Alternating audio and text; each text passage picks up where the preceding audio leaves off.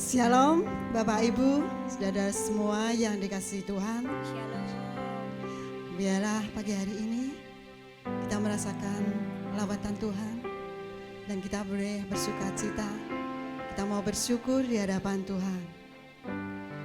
Meskipun musuh di depan kita, kita tak akan pernah goyah bahwa Tuhan selalu melindungi kita. Haleluya. Kita mau pujikan pujian.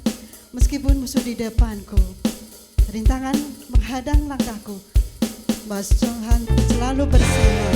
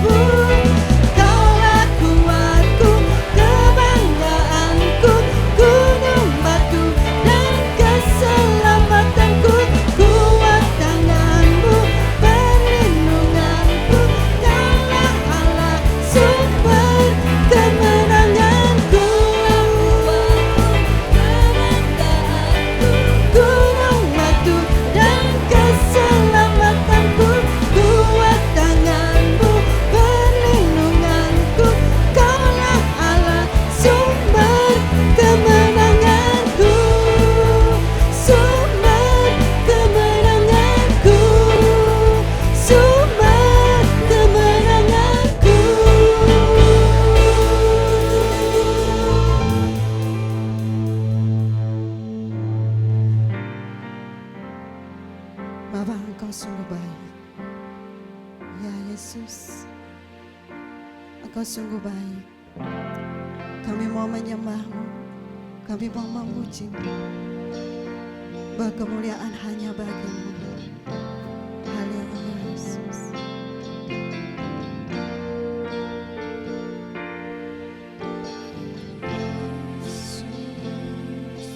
Kau sungguh baik, Yesus, nama-Mu indah, Yesus, ku cinta Kau selalu, ku tinggikan, ku agungkan selamanya.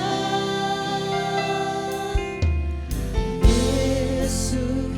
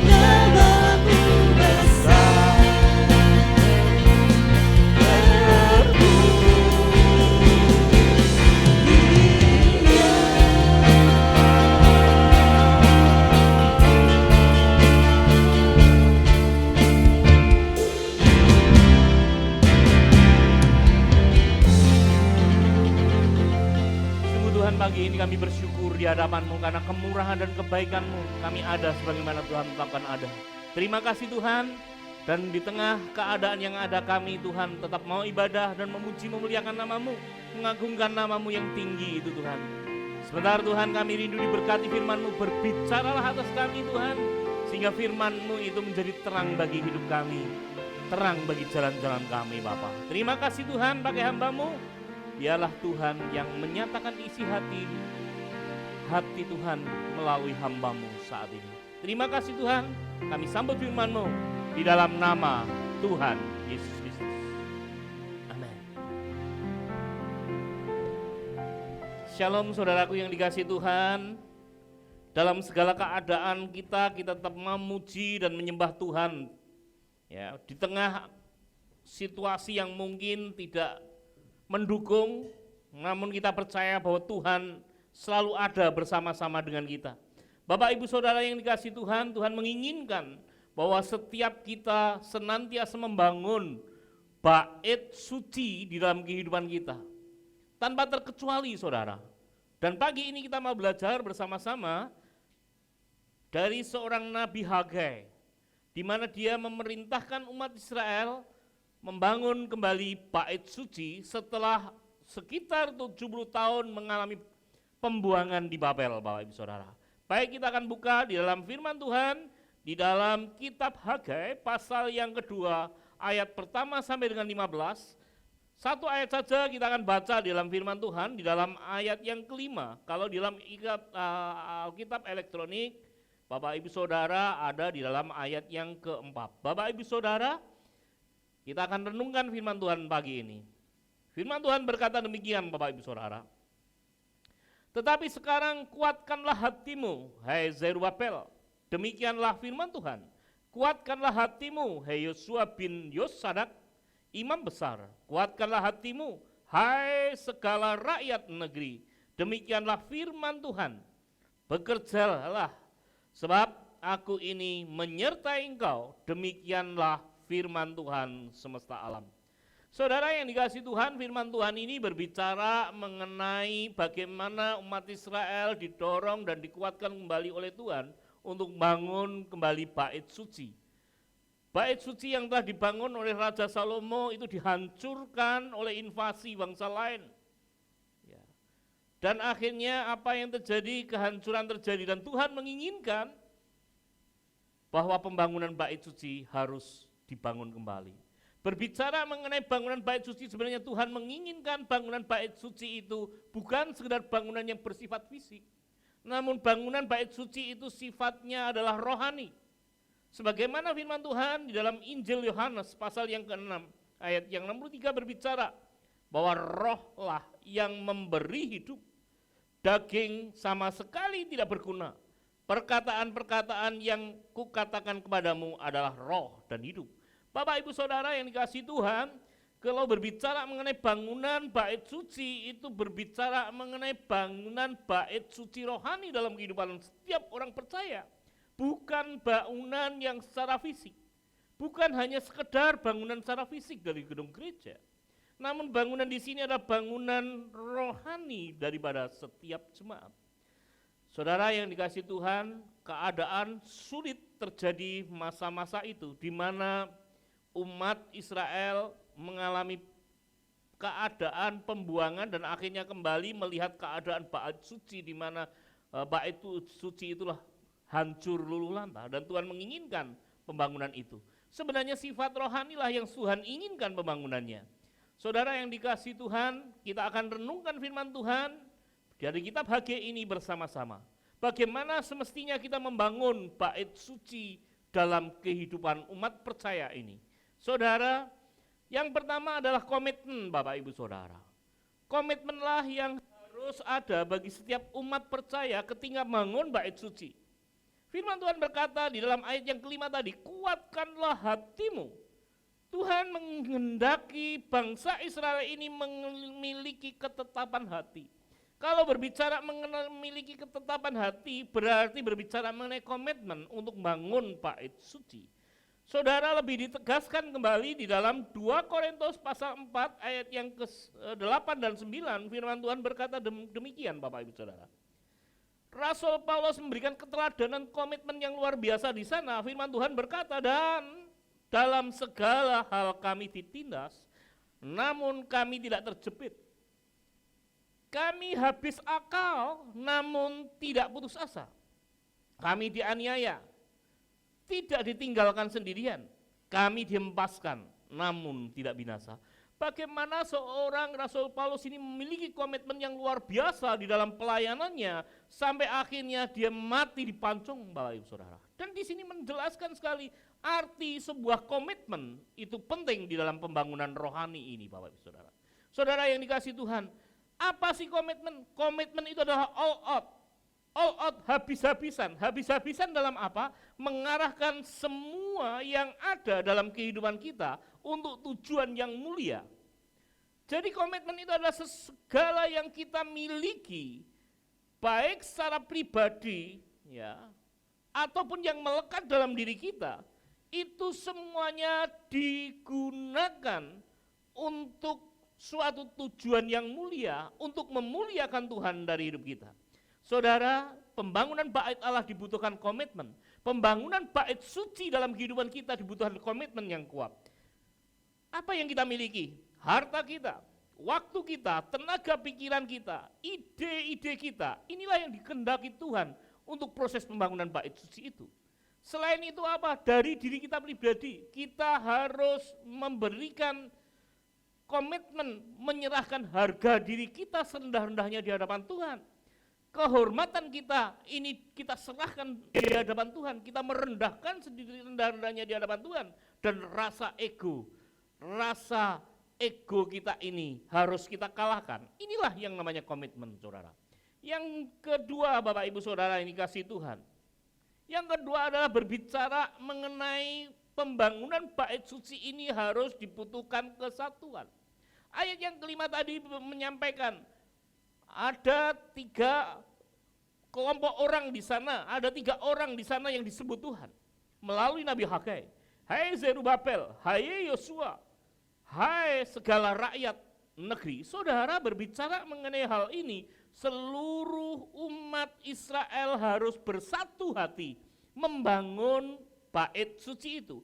Berbicara mengenai kesatuan, ketika kita membangun bait suci dalam kehidupan kita, kita rindu hidup kita ini pun ada di dalam kesatuan jemaat Tuhan.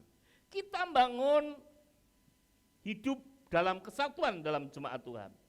Efesus 4 ayat 1 sampai dan 6. Saya baca ayat yang 2, firman Tuhan berkata demikian. Hendaklah kamu selalu rendah hati, lemah lembut dan sabar. Tunjukkanlah kasihmu dalam segala hal, dalam hal saling membantu.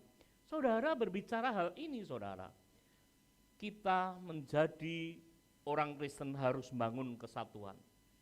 Bangun kesatuan adalah ciri orang Kristen. Agar apa? Kita bisa membangun bait suci dalam kehidupan kita. Kesatuan itu adalah sikap hidup bersama.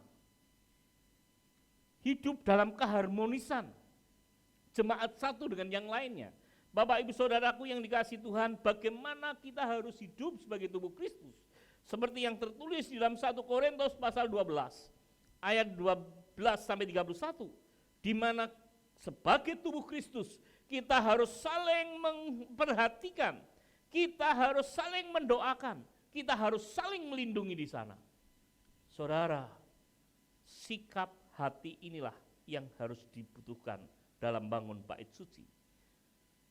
Sikap menjadi berkat bukan batu sandungan, inilah yang harusnya menjadi perenungan kita. Lalu sikap kasih, adakah semua itu? Ada 3 hal dalam bangun kesatuan, yaitu sikap hidup dalam keserasian atau hidup bersama, sikap hidup menjadi berkat bukan batu sandungan, dan sikap hidup kasih. Inilah yang harus menjadi tujuan kita untuk membangun kesatuan. Bila itu ada, saudara, kita boleh saling menguatkan, kita boleh saling mendoakan, kita boleh saling mengingatkan satu dengan yang lain. Sehingga apa? Bait suci dalam kehidupan kita benar-benar terbangun menjadi bangunan rohani yang kuat. Dan yang ketiga Bapak Ibu Saudara, yang ketiga berbicara mengenai bukan sekedar hanya omong-omong tok, berbicara mengenai bukan gedang woh pakel, omong gampang lakoni angel, tetapi berbicara mengenai orang yang mau bangun bait suci harus bertindak atau melakukan. Saudara yang dikasihi Tuhan, Ibrani pasal yang ke-10 ayat yang 25 berbicara mengenai agar kita tidak menjauhkan dari pertemuan-pertemuan ibadah. Ketika kita membangun bait suci dalam kehidupan kita, kita harus sergap, kita harus antusias, kita harus melakukan, kita tidak boleh semalas-malasan di dalam bangun hubungan intim dengan Tuhan. Kalau tadi bangsa Israel diingatkan di dalam kitab Hagai pasal yang kedua ayat yang kelima tadi, bekerjalah, ada kata-kata bekerja di sana, bahwa Allah menginginkan bangsa Israel ini bekerja. Bangsa Israel ini bertindak, Bapak Ibu Saudara. Kalau tadi di dalam Ibrani 10 ayat 25-16 menjelaskan bahwa kita harus ada dalam persekutuan Tuhan. Inilah yang sebenarnya Tuhan inginkan dalam kehidupan kita. Saudara, dalam masa-masa sulit saat ini, Tuhan menginginkan kita terus bangun hubungan yang intim dengan Tuhan. Bangun persekutuan yang indah dengan Tuhan. Kita tidak boleh lepas di dalam persekutuan ini. Mungkin dalam hari-hari ini kita ibadahnya hanya online, care-nya care online, pakai aplikasinya aplikasi Zoom. Orang tambah pinter, orang tambah cerdas di sana, dan kita mau terus kerjakan di sana. Dan saya bersyukur ya kita bisa tetap melakukan itu. Teknologi bisa kita gunakan. Saudara, inilah yang harus kita lakukan, bertindak, mau melakukan, mau bertindak di sana. Kalau kita hanya stuck saja, udah selesai masa corona, ada social distancing, physical distancing, nggak boleh semacam itu, maka yang terjadi kita akan tertinggal di dalam iman percaya kita. Saudara yang dikasihi Tuhan, yuk kita bertindak, bukan hanya sekedar ngomong-ngomong tok, kita melakukannya Bapak Ibu Saudara. Dan yang terakhir Bapak Ibu Saudara, yang bisa kita renungkan dari firman Tuhan tadi, bagaimana kita menjaga hidup kudus di hadapan Tuhan. Kenapa penting? Saudara, ketika bangsa Israel ini membangun bait suci Allah, ketika bangsa Israel ini membangun bait suci Allah, ada orang-orang yang najis yang ikut. Bapak Ibu Saudara nanti bisa cermati di dalam kitab Hagai pasal yang kedua ayat yang ke-11 sampai 15, bagaimana orang-orang najis di sana ikut di dalam proses pembangunan itu. Namun yang terjadi adalah Tuhan tidak berkenan di sana. Saudara, tadi pertama kalau kita bangun bait suci itu harus komitmen. Komitmen itu harus ada. Yang kedua, kita ada dalam kesatuan. Yang ketiga, Bapak Ibu Saudara, kita harus melakukan dan bertindak. Saudara yang dikasihi Tuhan, mungkin sulit untuk bertindak di masa sulit, namun saya mendorong, tetaplah bertindak. Banyak media yang kita bisa gunakan untuk ibadah itu. Dan yang terakhir, kita hidup kudus di dalamnya. Bagaimana kita hidup kudus di dalamnya Bapak Ibu Saudara? Ibrani 12 ayat yang 14 jelas menjelaskan di sana bahwa setiap orang itu harus hidup kudus agar bisa berjumpa dengan Tuhan. Ingat firman Tuhan, Tuhan itu kudus. Tuhan itu kudus, maka kita harus kudus. Kudus bertemu dengan kudus bertemu. Putih dengan putih bertemu. Kalau putih dengan hitam jadinya abu-abu enggak jelas. Tapi putih dengan putih harus bertemu Bapak Ibu Saudara. Nah disinilah yang harus kita renungkan. Firman Tuhan dalam Ibrani 12 ayat 14 berbicara demikian. Berusahalah hidup damai dengan semua orang dan kejarlah kekudusan. Sebab tanpa kekudusan tidak seorang pun akan melihat Tuhan. Saudara di sini jelas sekali. Kudus hanya bertemu dengan kudus. Kita kalau kita hidup kita ini kudus, kita percaya bahwa Tuhan akan dapat berjumpa dengan kita. Saudara, bagaimana semestinya kita hidup kudus? 1 Korintus pasal yang ke-6 ayat 19 sampai 20 menjelaskan beberapa hal di sana. Bagaimana kita ini bisa hidup kudus? Yang pertama, membiarkan Roh Kudus menguasai hidup kita. Membiarkan Roh Kudus itu menguasai seluruh kehidupan kita. Kita mau dipimpin oleh Roh Kudus. Kita tidak mau berjalan sendiri. Kita mau mengikuti kehendak dan rencana Tuhan. Saudara, kadangkala kita mau berjalan sendiri dalam keegoisan kita sendiri. Kita tidak bisa seperti itu. Kalau kita mau bangun bait suci dalam kehidupan kita, kita mau menyerahkan hidup kita ini dalam pimpinan Roh Kudus. Kita mau berjalan dalam pimpinan Roh Kudus. Kita tidak bisa berjalan dalam kehendak kita sendiri kalau kita ini mau membangun bait Roh Kudus, bait suci kita, saudara. Yang kedua, bagaimana kita bisa hidup kudus? Hidup memuliakan Allah, Bapak Ibu Saudara. Memuliakan Allah, hidup yang memuliakan Allah. Bagaimana kita bisa memuliakan Allah? Kita mau berjalan di dalam firman-Nya. Kita mau hidup di dalam firman-Nya. Kita mau melangkah di dalam firman-Nya. Saudara, ada 4 hal yang bisa kita pelajari pagi ini. Ada 4 hal yang kita bisa renungkan pagi ini. Ibadah online ini kita bisa menerima berkat yang luar biasa. Di tengah keadaan yang ada, kita tetap membangun iman rohani kita. Kita harus tetap memiliki komitmen yang kuat untuk membangun bait suci itu. Kita tetap bangun kesatuan di dalam jemaat-jemaat Tuhan. Saling mengingatkan, saling menguatkan, saling melindungi satu dengan yang lain. Ada kasih di sana, inilah kesatuan. Yang berikutnya kita harus bertindak, melakukan, hidup dalam persekutuan, mau melakukan ibadah online, mau bersama-sama di dalam care online, mau bersekutu di dalam doa-doa online. Saudara, yang terakhir, tanpa kekudusan kita tidak bisa bangun bait suci dalam hidup. Bangun bait suci. Bangun bait suci bukan hanya sekedar pada saat KKR. Namun, bangun bait suci adalah setiap waktu, setiap detik, setiap saat yang harus kita kerjakan. Saudaraku yang dikasihi Tuhan, mari serahkan hidup kita dalam pimpinan Tuhan. Biar jadikan hidup kita ini bait suci Tuhan yang berkenan di hadapan Tuhan.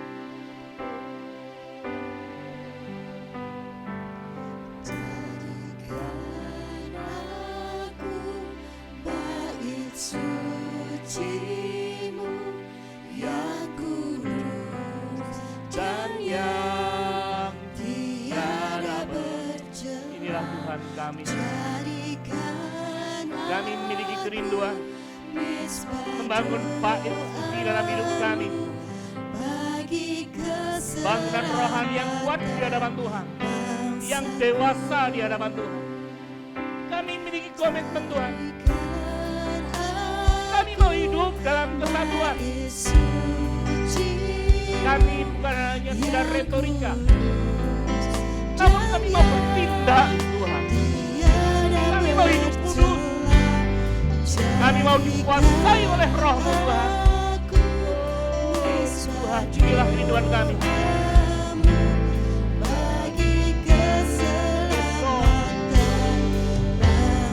Kita percaya menjadi orang-orang pilihan Tuhan yang berkenan, yang layak di hadapan Tuhan.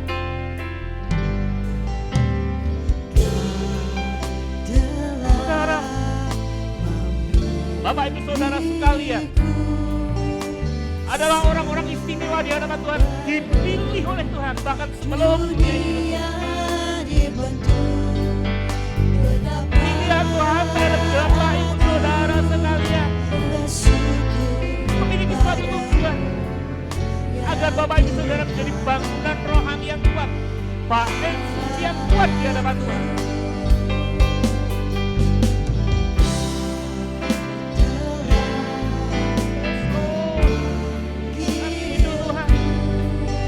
Orang-orang yang komitmen, orang-orang yang membangun kesatuan, orang-orang yang mau bertindak, orang yang menjaga kekudusan, bertindak dalam Tuhan, menjaga kekudusan di dalam Tuhan. Terima kasih Tuhan, terima kasih.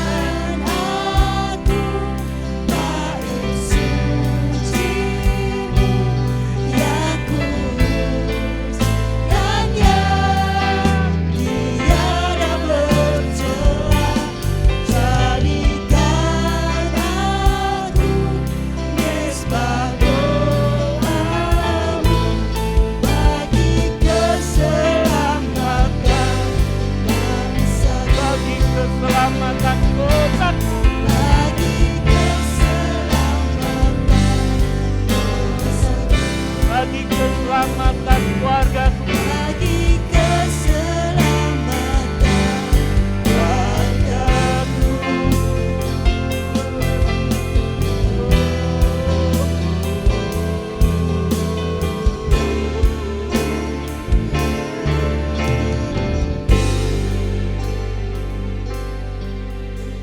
Yes Tuhan, kami rindu setiap hidup kami menjadi bangunan bait suci yang kuat di hadapan Tuhan, tidak tergoyahkan oleh keadaan apapun Tuhan, dan tidak pernah roboh oleh badai apapun, karena hidup kami hidup yang bersandar pada Tuhan, memiliki komitmen.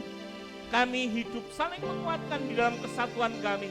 Kami mau bertindak sesuai dengan firman-Mu, dan kami mau hidup kudus atas kuasa Roh Kudus dalam hidup kami. Terima kasih Tuhan, dan biarlah Tuhan firman Tuhan yang telah kami dengar menguatkan kami, mendidik, mengajar kami, sampai akhirnya kami menjadi pelaku firman Tuhan yang hidup, yang berkenan di hati Tuhan. Terima kasih Tuhan, pagi ini Tuhan, kami bersyukur di hadapan-Mu, menaikkan doa syafaat kami di hadapan Allah atas bangsa dan negara kami. Pulihkan bangsa kami ya Tuhan, pulihkan keadaan bangsa negeri ini yang tengah dilanda wabah corona. Kami percaya Tuhan campur tangan, memberikan kesembuhan dan pemulihan yang sempurna atas bangsa dan negara kami. Berkati para pemimpin negeri ini Tuhan, Bapak Presiden beserta jajarannya, Gubernur beserta jajarannya, Bupati beserta jajarannya, sama RW dan RT, berikan hikmat atas mereka semua, sehingga Bapa melalui hikmat bijaksana mereka segera membawa pemulihan atas bangsa dan negara kami. Bapa, kami juga berdoa Bapa atas keadaan seluruh dunia saat ini. Hanya tangan kuasa Tuhan yang bisa melepaskan dari kuasa iblis saat ini. Dan kami patahkan kuasa iblis dalam nama Tuhan Yesus Kristus, sehingga Bapa, wabah corona ini segera berlalu. Kami hidup normal, kami hidup layak di hadapan Tuhan. Terima kasih Tuhan, berdoa atas gereja Tuhan. Kami percaya Tuhan memberkati gereja berserta seluruh jemaatnya, memberikan kesehatan, memberikan perlindungan, memberikan penyertaan bagi seluruh jemaat Tuhan. Gereja ini semakin bertumbuh dan nama-Mu dipermuliakan. Berdoa Bapa bagi seluruh umat orang percaya Bapa, lindungi dan jagai mereka, proteksi mereka dengan kuasa Roh-Mu. Tuhan yang campur tangan, menyertai dan memberkati mereka semua dalam kasih dan kemurahan Tuhan. Terima kasih Tuhan, terima kasih Yesus. Kami percaya Engkau memberkati kami semua dalam kasih dan kemurahan Tuhan. Terima kasih Tuhan, kami bersyukur buat anugerah yang indah yang Engkau berikan atas kami. Jemaat Tuhan, mari bangkit berdiri bersama-sama. Kita akan tengadahkan tangan kita. Kita akan terima berkat yang datangnya dari Tuhan. Dan percayalah saudara, bahwa saudara diberkati di dalam nama Bapa, di dalam nama Putra, di dalam nama Roh Kudus, dan di dalam nama Tuhan Yesus Kristus. Memberkati keluarga saudara, memberkati kesehatan saudara, memberkati usaha saudara, memberkati pekerjaan saudara. Tuhan ada dari saat ini sampai Maranatha. Tuhan hadir kedua kalinya. Amin.